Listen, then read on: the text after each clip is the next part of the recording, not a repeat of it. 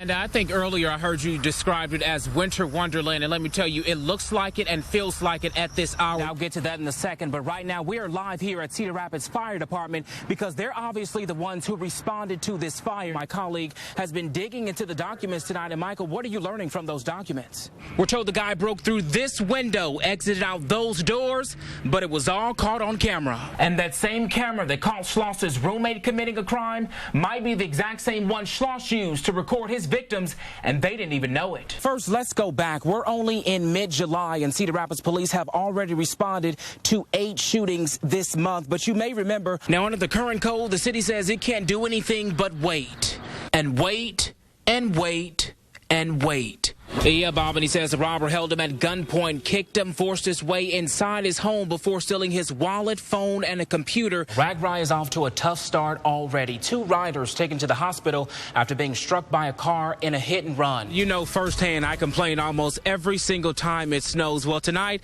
I got a reality check. Yeah, Ron, and that residential road right here, Cherry Street in North Liberty. We spoke directly with the city's communications director. Now, I want to put things in perspective for you because the train derailed right behind me. We're here along East 13th Street, so that's just a few blocks into town. Well, Ron, I got my hands on 43 pages of search warrants related to the Tong Shao case. They detail a timeline. Coming up at 10, Barb gives me an inside look at the damage of her home. I'm working on that part of the story, and I have those images coming up tonight at 10 o'clock. But for now, we're live on the southeast side. I'm Justin Andrews, KWWL News. We loved our sun porch. We spent a lot of time out there.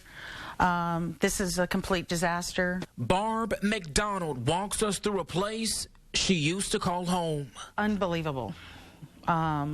Disbelief. It didn't feel like it was real. Sadly, it was real. It was intense. It burned nearly everything this family had.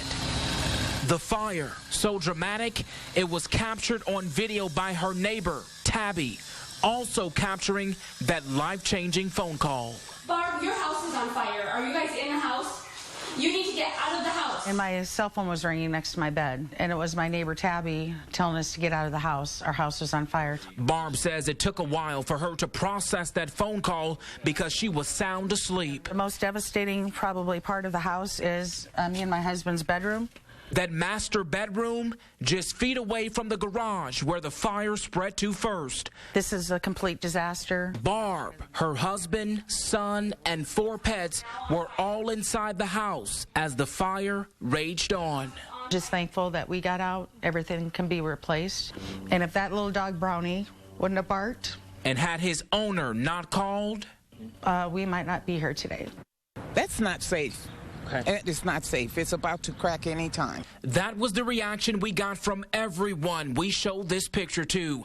Concerned, not only that this I-380 bridge looks like it's crumbling, but for their safety. We saw the picture and wanted to see for ourselves.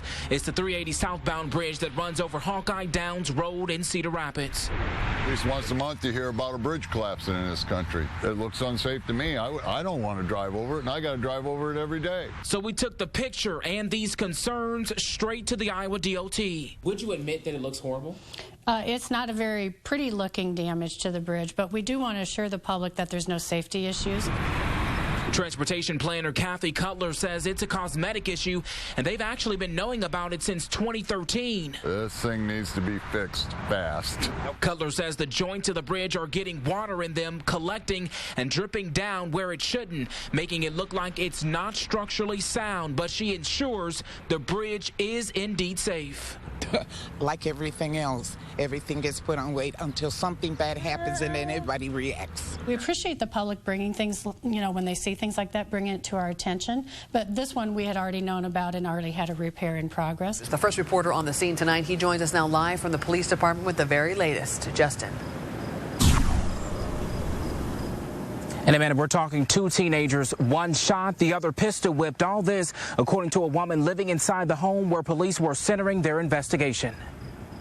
This is why I lock my doors at night. Police lights and investigators around this home analyzing exactly what happened. I was told some boy was shot in the back room by another boy. Police Chief Barry Bedford on scene says his officers are still trying to piece this shooting together and wouldn't answer any further questions. But we walked this neighborhood and people living here say they saw a man running. I ran around, looked, and I don't know. Somebody ran, and that's basically it. This woman lives in the home, too shaken to talk to us on camera, says she pulled into her driveway and found out her 15-year-old grandson, who lives with her, shot, and another teenager with them pistol whipped. Very shaken up. And I believe she had just gotten home with her granddaughter. The woman who lives here says both the teenagers were taken to UIHC for treatment.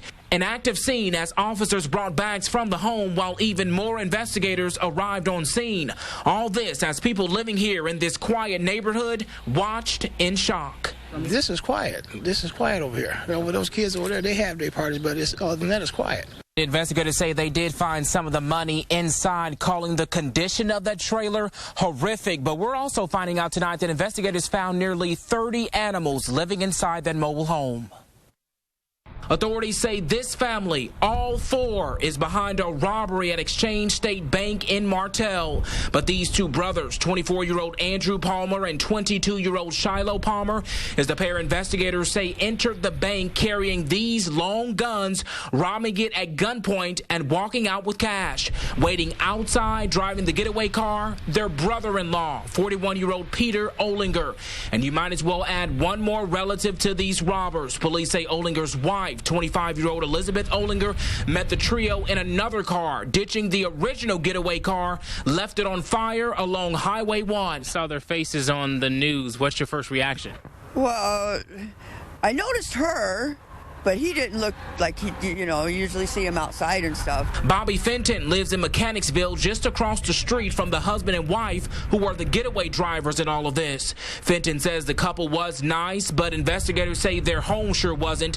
They say the trailer was in, quote, unsanitary conditions. I've seen dogs, like 2 or 3 dogs. Authorities say they found almost 30 animals, 10 dogs, a dozen cats, among other pets, all in good condition. You wouldn't think that anybody would be bank robbers here in Mechanicsville.